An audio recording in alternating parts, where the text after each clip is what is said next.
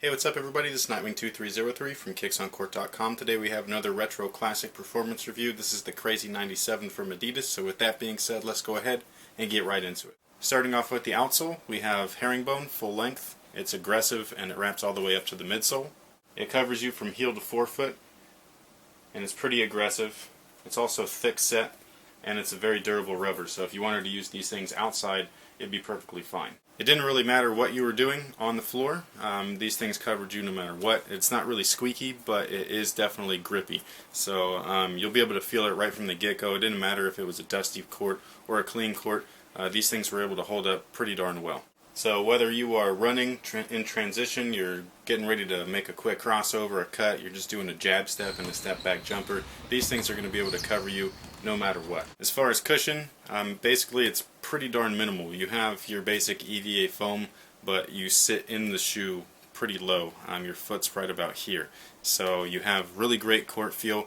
This is that feet you wear system, so it's supposed to be somewhat anatomically correct. It was at least supposed to be back in the day. Of course there's newer generation of like pure motion and stuff like that that works a little bit better, but you know, this stuff works just as well. So you're not going to be getting crazy cushion out of these things. In fact, you're going to be getting a lot more court feel than anything. So if you are one of those low profile players that likes to be able to feel exactly what you're doing, this is one of those shoes that's going to help you just kind of be a little bit quicker in your first step. You're not going to be mushing into the shoe as you would with like maybe an Air Max or a Zoom unit, or even a softer type of foam like Cushlon or Ponchlon. So while the cushion setup is minimal, there definitely are benefits. So for quick players, guards, and things like that, this is probably going to be an ideal situation, but it really depends on what you're looking for. So if you're looking for, you know, an abundance of cushion, this shoe's not going to be able to provide that for you. But if you're looking for great court feel and something that is definitely comfortable, then this is going to be that shoe. So the materials are full-on synthetic leather along the entire upper, and then you have side panels that are nylon, which are for breathability, and it also reduces the weight just a little bit. Personally, I thought that the materials were great. They mimic leather almost perfectly, and with that you do have the drawback of them breaking in a little bit, so you got to like readjust the laces and all that kind of stuff. So it's not anything horrible. If you play in leather-based sneakers or synthetic-based sneakers, then you're already used to this kind of stuff.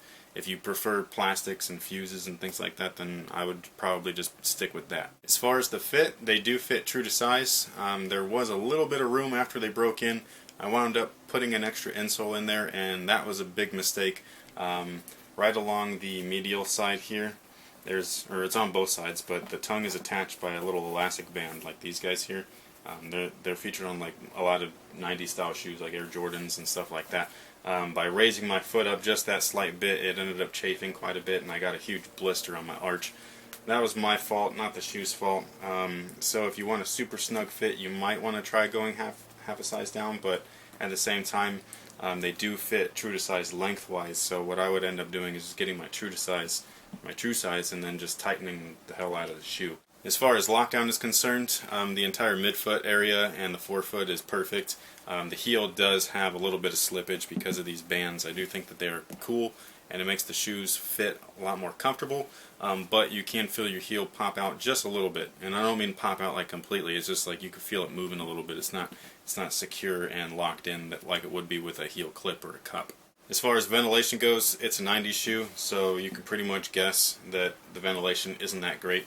Again, there are nylon side panels, the tongue is nylon as well, but it's not anything to where it's going to promote a ton of airflow like Adidas' newer models. So if you're totally into ventilation, 90s style shoes just not going to be for you.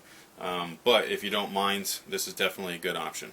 So while the overall fit in the back of the heel was a little bit loose because of these bands, it did not suffer in the support section because of the way that the shoe is built. All of these little bumps here, they pretty much cage your foot in, much like the Crazy 8s. I reviewed those a long time ago, and it's even like that in the heel here. So you could see back here that it cups your heel just a little bit. So when you're moving and you're stopping and all that kind of stuff, jab stepping, whatever it is, you're not rolling over because all of this stuff is just kind of keeping your foot in place. Almost like Flywire does from a top-down standpoint, but this is from a side-to-side, like medial and lateral side. So your movements when you're moving and all that stuff, aggressive movements, you're perfectly covered in this shoe. Overall, I think these are a fantastic model, especially if you like that retro style or feel. This is a shoe that I've been dying to play in since 1997, and I finally got a chance to. They are really, really fun. Again, the traction is beast. So if you want great traction, indoor or outdoor, or both, if you want a shoe that you can move in and out from, then this is definitely one of those shoes. So cushion's minimal, great for guards and people that like court feel. If you want a lot more cushion, then I would go with something with a newer setup. Even the Crazy Lights, with them being minimal, have more cushion than these guys. So that's something to consider. Materials, ventilation, and support are all adequate to me. Ventilation might be on the low side for somebody, but it is what it is. It depends on what your personal preferences are. So overall, I had a good time in these things. I definitely recommend them. They're not expensive at all. The only problem is trying to find a pair. This colorway is pretty limited at this point. They are going to come out with more colorways in the future, so stay tuned to that. And that's pretty much it. So if you want more information, you can always go to my site, kicksoncourt.com. And thank you guys for all your support. So until next time, guys, have a good one. Low to the ground so you don't have any stability issues and all that kind of good stuff. However, the upper, because it is so thin, people that have really weak ligaments in their ankles, which you would call that being prone to ankle injury,